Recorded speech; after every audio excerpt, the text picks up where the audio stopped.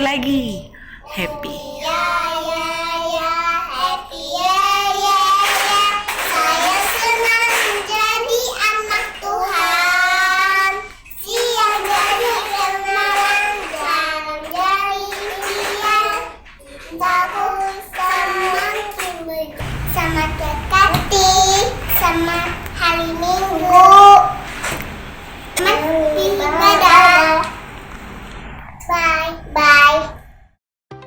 Shalom adik-adik di rumah, apa kabarnya hari ini? Pastinya baik dan luar biasa ya. Wah, udah gak kerasa ya, kita sudah masuk 6 bulan loh ibadah online. Tetap semangat ya.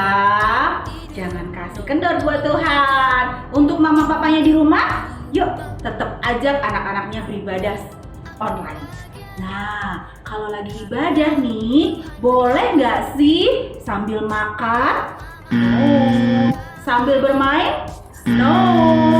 Sambil pegang gadget? No. Sambil tidur? No. Ya, walaupun kalian ibadah di rumah, tetap harus sungguh-sungguh waktu memuji Tuhan, waktu berdoa, menyembah Tuhan, dan mendengarkan firman Tuhan. Karena firman Tuhan bilang di Roma 12 ayat 1 berkata, persembahkanlah tubuhmu sebagai persembahan yang hidup, yang kudus, dan yang berkenan kepada Allah. Jadi harus sungguh-sungguh ya teman-teman. Nah, tetap ibadah, tetap semangat. Terima kasih, Tuhan Yesus memberkati.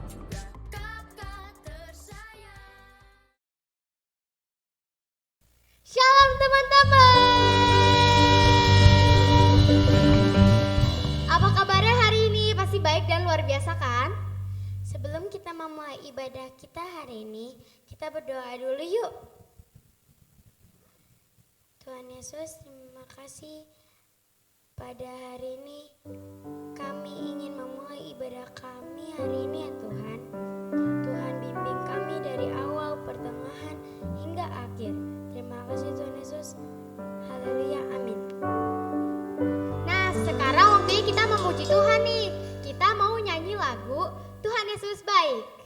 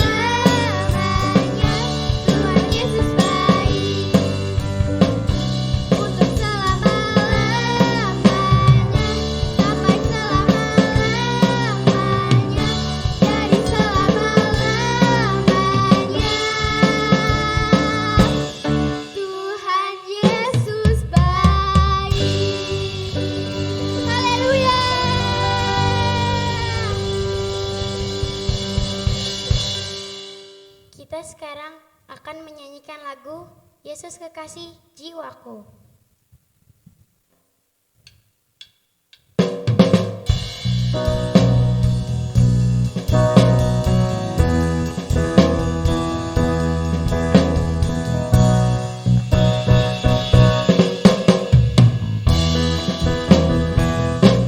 Yesus kekasih jiwaku, sungguh ku percaya padamu, karena kasih-Mu padaku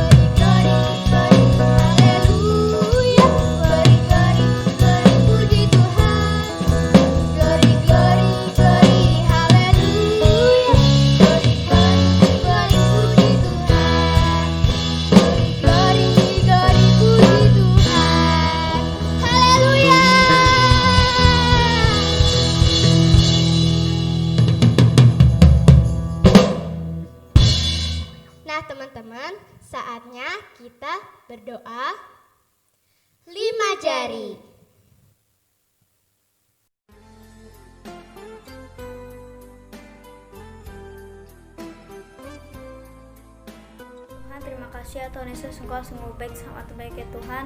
Tuhan, sekarang kami berdoa untuk keluarga kami ya Tuhan Yesus. Tuhan, berkati keluarga kami Tuhan, supaya keluarga kami sehat selalu dan sukses dalam pekerjaannya ya Tuhan. Dan juga kami berdoa untuk mama dan papa kami ya Tuhan Yesus, yang bekerja buat mencari nafkah kami ya Tuhan Yesus. Berkati kesehatannya ya Tuhan. Dan juga kami berdoa untuk adik atau kakak kami ya Tuhan Yesus.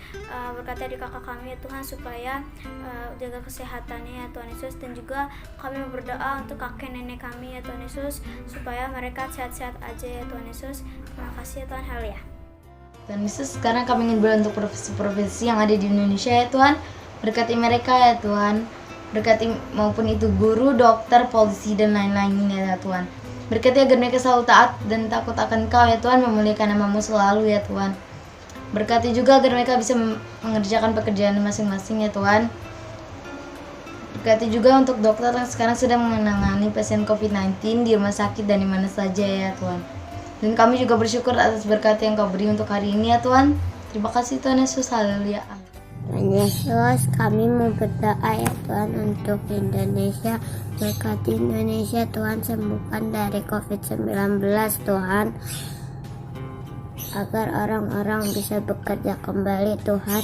Dan juga kami mau berdoa untuk presiden kami ya Tuhan, lindungi sertai dia ya Tuhan, dan serta wakilnya ya Tuhan, dengan menteri-menteri Tuhan, dalam nama Tuhan Yesus. Haleluya, amin. Mari kita berdoa. Ya Tuhan, berkati kami supaya sehat selalu ya Tuhan. Berkati juga guru kami yang sedang terancam COVID-19 ya Tuhan. Hilangkan virus itu dari bumi kami supaya agar kami bisa beraktivitas kembali ya Tuhan. Berkati juga orang-orang yang sakit, yang terkena COVID ya Tuhan. Berkati mereka supaya mereka bisa sembuh kembali dan bersama keluarga mereka kembali ya Tuhan. Terima kasih ya Tuhan. Haleluya, amin. Tuhan, berkati Bapak Gembala, Ibu Gembala, supaya selalu sehat. Berkati anak-anak sekolah minggu supaya selalu sehat dan terjauh dari segala penyakit. Berkati guru-guru sekolah minggu supaya selalu sehat. Haleluya, amin.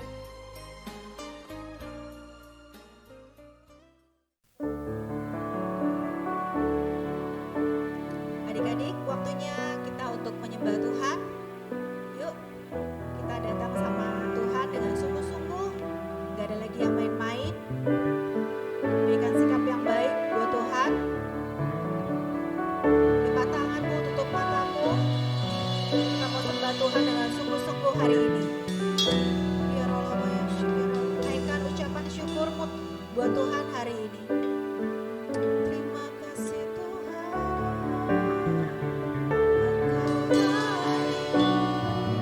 Ayo, kita mau sembah Dia. Karena Dia yang layak diagungkan, Dia yang layak ditinggikan.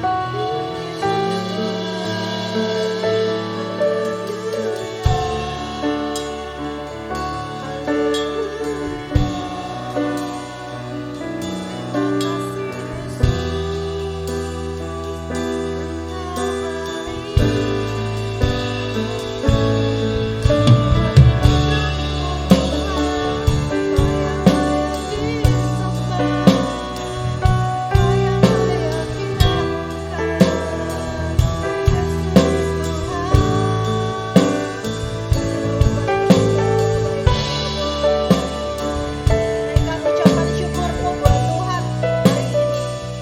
Bilang sesuatu sama Tuhan hari ini.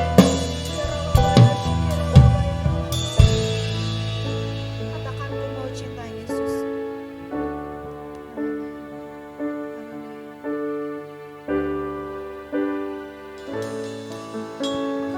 Ku cinta Yesus selamanya.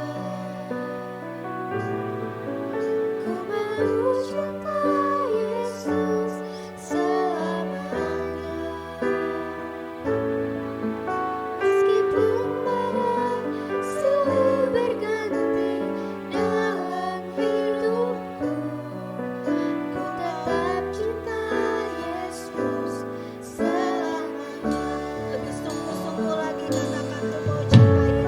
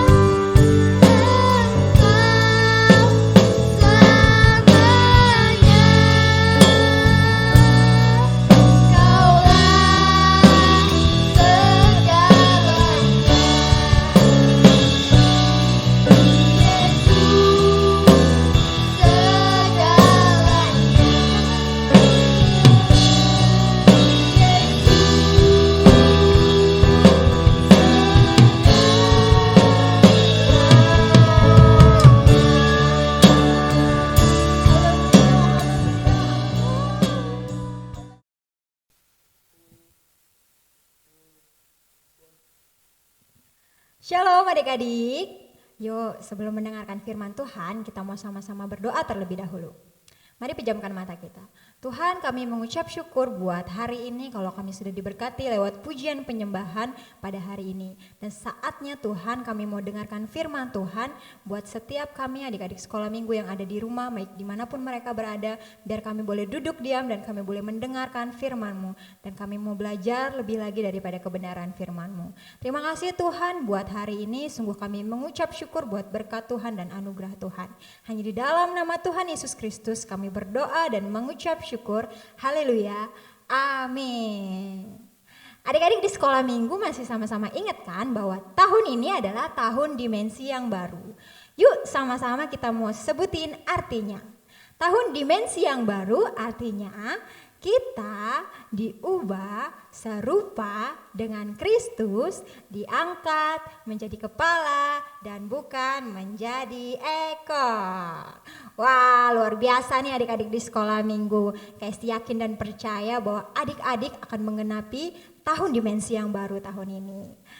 Oke. Nah, sekarang waktunya kita mau belajar kebenaran firman Tuhan nih adik-adik. Yuk sama-sama siapkan telinganya supaya kita boleh ngerti nih firman Tuhan hari ini. Oke, hari ini kita akan belajar mengenai kisah dari Elia dan Elisa. Nah, temanya itu adalah berjalan bersama untuk menggenapi rencananya. Siapa yang mau dipakai Tuhan untuk menggenapi rencananya? Pasti adik-adik semua pasti mau. Ya. Oke, kita mau belajar dari Elia dan Elisa. Nah, adik-adik pasti udah tahu nih kisahnya bahwa Elia akan diangkat sama Tuhan. Karena itu dia punya seorang teman, dia punya seorang sahabat nih yang senantiasa mendampingi Elia kemanapun berada. Dia itu bernama Elisa. Nah, satu kisah waktu Elia dan Elisa berjalan bersama-sama, mereka berjalan bersama-sama untuk menggenapi rencana Tuhan. Apa sih Kak rencana Tuhan? Pastinya untuk membawa jiwa-jiwa kepada Tuhan. Nah, tapi sebelum itu Elisa nih mengejar sesuatu yang dimiliki oleh Elia. Apa sih Kak itu? Yaitu roh yang daripada Tuhan. Wah, siapa nih yang mau dipenuhi sama rohnya Tuhan? Nah, karena Elisa ini begitu setia sama Elia, dia senantiasa mengikuti Elia, baik itu ke tempat yang bernama Gilgal, kemudian waktu disuruh dia diam sama Elia di satu tempat yang bernama Betel, Elisa tuh gak mau. Elisa bilang, pokoknya kemanapun kamu berada, aku harus ikut. Dimanapun kamu pergi, aku juga harus pergi sama kamu. Wah, Elia sampai segitunya teman-teman. Kemudian dia pergi bersama-sama. Setelah ke Betel, kemudian dia pergi bersama-sama ke Yeriko. Nah, setelah di Yeriko, Elia pun bilang sama Elisa seperti ini. Udah, kamu tinggal aja di sini. Tinggal di Yeriko. Tapi tetap Elisa nggak mau. Elisa mau supaya dia terus bersama-sama dengan Elia. Nah, kemudian mungkin Elia udah kesel kali ya. Mungkin Elia, nih kok si Elisa ngikutin aku mulu ya. Karena Elisa udah tahu bahwa Elia akan diangkat sama Tuhan. Nah, setelah itu kemudian dia lanjut berjalan bersama-sama ke satu tempat yang bernama Sungai Yordan. Nah, adik-adik pasti udah tahu nih Sungai Yordan ini. Tempat di mana waktu itu Naaman mencelupkan badannya waktu kena kusta supaya sembuh. Ya, di tempat ini juga Elia ngomong sama Elisa, udah kamu diem di sini aja dan kamu gak usah ikutin aku. Gitu. Tapi Elisa tetap ngotot. Pokoknya aku mau ikut kamu, pokoknya aku mau terus mendampingi kamu. Wah, akhirnya tiba-tiba Elia membuka jubahnya dan kemudian dia memukul jubahnya ke air. Dan kemudian air itu terbelah menjadi dua. Sama ya kayak kisahnya waktu Musa. Ya, di sini membuktikan bahwa Tuhan Yesus itu adalah Tuhan yang dahsyat. Tuhan memakai Elia dan Elisa. Nah, setelah kejadian itu adik-adik tahu, tiba-tiba di 2 Raja-Raja 2 ayatnya yang ke-9 bilang seperti ini. Dan sesudah mereka sampai di seberang sungai Yordan, berkatalah Elia kepada Elisa, mintalah apa yang hendak kulakukan kepadamu sebelum aku terangkat daripadamu. Jawab Elisa, biarlah kiranya aku mendapat 2 bagian dari rohmu. Berkatalah Elia, yang kau minta itu adalah sukar. Tetapi jika engkau dapat melihat aku terangkat daripadamu, akan terjadilah kepadamu seperti yang demikian. Dan jika tidak akan terjadi. Wah, ceritanya nih sebenarnya Elisa nih ngotot pengen terus ngikutin Elia karena dia mau minta 2 bagian dari rohnya Elia. Gitu. Kira-kira buat apa ya? Ayo, ada yang tahu?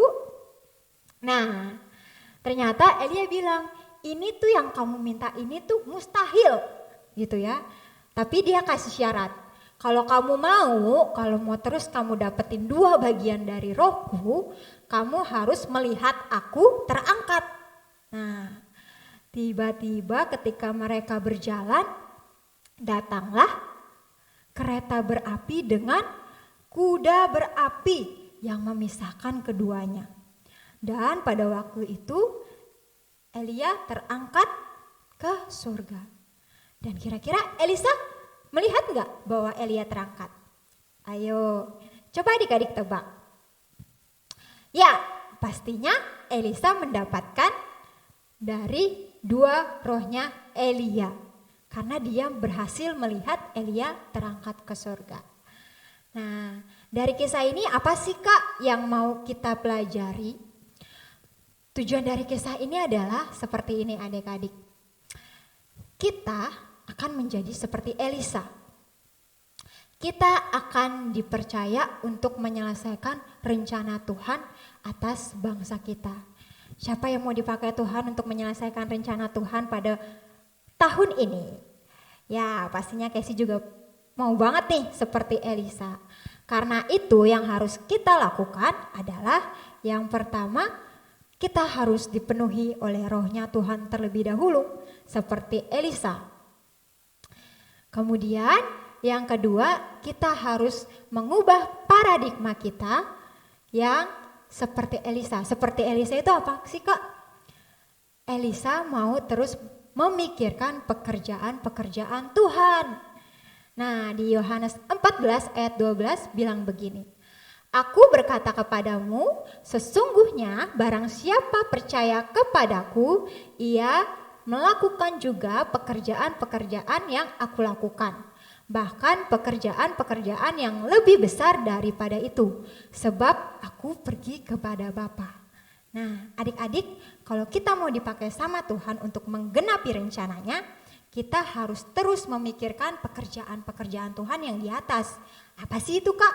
Yaitu memenangkan jiwa-jiwa buat kemuliaan nama Tuhan. Nah, setiap kita yang sudah dipenuhi oleh Roh Kudus akan melakukan pekerjaan-pekerjaan yang besar di era Pentakosta yang ketiga. Kemudian, apa sih yang harus kita lakukan? Yang ketiga adalah kita harus terus memakai mulut kita buat berdoa. Siapa di sini yang masih terus berdoa? Wah, Kak Esti yakin adik-adik di rumah pasti senang berdoa. Karena kita adalah seorang prajurit Kristus yang senang doa, muji, nyembah Tuhan setiap hari. Nah, di Yeremia 33 ayat 3 bilang begini. Berserulah kepadaku, maka aku akan menjawab engkau dan akan memberitahukan kepadamu hal-hal yang besar dan yang tidak terpahami, yakni hal-hal yang tidak kau ketahui. Kemudian di Mazmur 8 ayat 3, dari mulut bayi-bayi dan anak-anak yang menyusu telah kau letakkan dasar kekuatan karena lawanmu untuk membungkam musuh dan pendendam. Wah, ternyata mulut kita ini punya kuasa loh adik-adik. Jadi jangan sembarangan buat pakai mulutmu untuk marah-marah atau untuk ngata-ngatain temen? Wah, karena kita mau jadi messenger of the third Pentecost. Nah, siap untuk jadi messenger of the third Pentecost? Nah, KST pengen sama-sama ajak adik-adik, yuk taruh tangannya di depan. Kemudian waktu KST bilang put your finger up, kalian sama-sama ikutin KST ya. Kalau kalian melakukan berarti kalian harus tutup. Oke, yuk sama-sama lakukan. Siap jadi messenger of the third Pentecost? Ya, put your finger up kalau kamu sudah dipenuhi Roh Kudus. Put your finger up kalau kamu sudah mengubah paradigmamu. Put your finger up kalau kamu sudah memakai mulutmu untuk berdoa. Dan put your finger up kalau kamu siap dipakai sama Tuhan. Dan put your finger up kalau kamu adalah anak-anak yang taat melakukan pekerjaan Tuhan. Nah, KST yakin dan percaya kalian orang-orang yang siap untuk melakukan pekerjaan Tuhan. Dan kalian siap untuk berjalan bersama Tuhan, menggenapi rencana Tuhan. Amin. Semua bersuka cita, semua siap dipakai sama Tuhan di tahun dimensi yang baru. Siap menjadi kepala dan bukan ekor. Yeay, tepuk tangan buat kita semua. Oke. Yuk, KST mau sama-sama ajak kita untuk berdoa, untuk tutup kebenaran firman Tuhan. Tuhan, kami mengucap syukur buat firman-Mu. Kalau Engkau baik, kalau Engkau luar biasa buat kami, kalau Engkau boleh mempersiapkan kami jadi generasi yang siap untuk berjalan bersama Tuhan, untuk menyelesaikan rencana Tuhan pada tahun ini. Dan kami percaya Tuhan pakai kami, Tuhan terus penuhi kami dengan Roh Kudus-Mu. Tuhan buat pikiran kami semakin serupa dengan Tuhan, semakin memikirkan pekerjaan-pekerjaan Tuhan yang dahsyat. Tuhan juga pakai mulut kami untuk terus berdoa buat jiwa-jiwa, dan Tuhan terus pakai kami untuk jadi generasi yang mau tunduk taat sama kebenaran firman Tuhan. Terima kasih Tuhan buat kebenaran firman-Mu pada hari ini. Kami siap jadi pelaku-pelaku firman-Nya Tuhan. Kami siap jadi messenger of the Pentecost. Terima kasih Bapa, hanya di dalam nama Tuhan Yesus Kristus kami berdoa dan mengucap syukur. Haleluya. Amin. Terima kasih adik-adik sudah mendengarkan firman hari ini. Tuhan Yesus memberkati. Teman-teman, sekarang kita akan membacakan dan memperagakan arti Pentakosta ketiga. Pentakosta ketiga artinya pencurahan Roh Kudus terdahsyat di zaman now. Pentakosta ketiga artinya penuaian terbesar dan terakhir. Pentakosta ketiga artinya bangkitnya generasi Yeremia penuh dengan Roh Kudus, cinta Tuhan, tidak kompromi dengan dosa, bergerak untuk memenangkan banyak jiwa. Pentakosta ketiga artinya dari Indonesia ke bangsa-bangsa, dari timur ke barat, sampai kembali ke Yerusalem. Pentakosta ketiga artinya kuasa untuk menyelesaikan amanat agung Tuhan Yesus. Kita ada di era Pentakosta ketiga.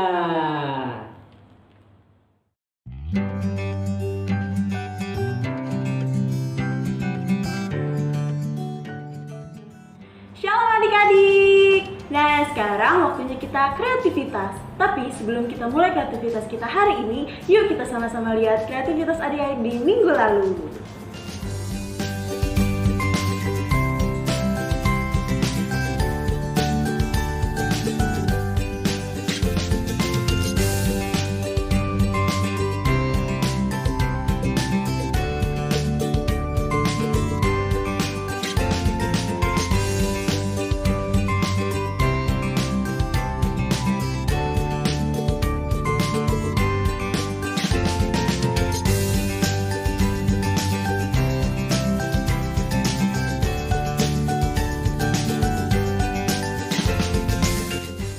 Wow, kreativitas adik-adik di minggu lalu bagus-bagus, keren-keren. Nah, sekarang kita mau buat lagi nih.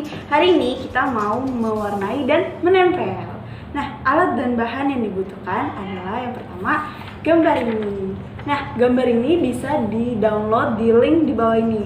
Dan buat adik-adik yang nggak tahu gimana caranya, bisa minta tolong mama papanya ya.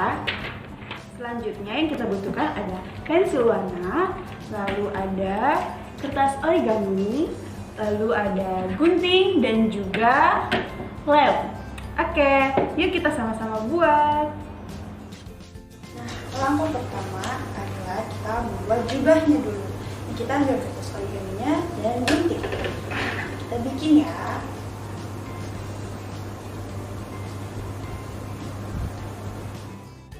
Nah, adik-adik jubahnya sudah jadi. Kayak gini ya. Nanti ini yang akan dilempar sama Elia. Dan selanjutnya kita mau mewarnai. Yuk sama-sama kita siapin pensil warnanya. Warnai rapi ya. Oke, kita mewarnai. Warnanya sesuai ya sama warna awan, biru.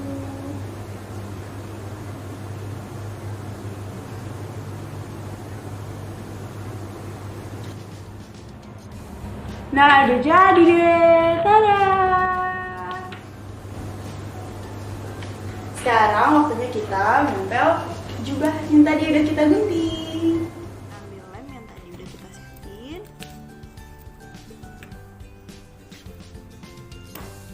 Lalu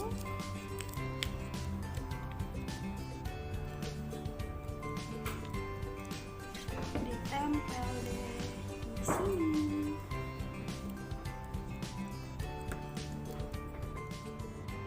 Nah, udah jadi deh, jubah yang tadi kita gunting udah ditempel. Nah, adik-adik, sekarang kita udah selesai. Jangan lupa dibikinin bagus, terus dikirim ke kakak-kakaknya supaya bisa ditampilin juga. Oke, sekarang waktunya kita doa penutup. Yuk kita sama-sama berdoa.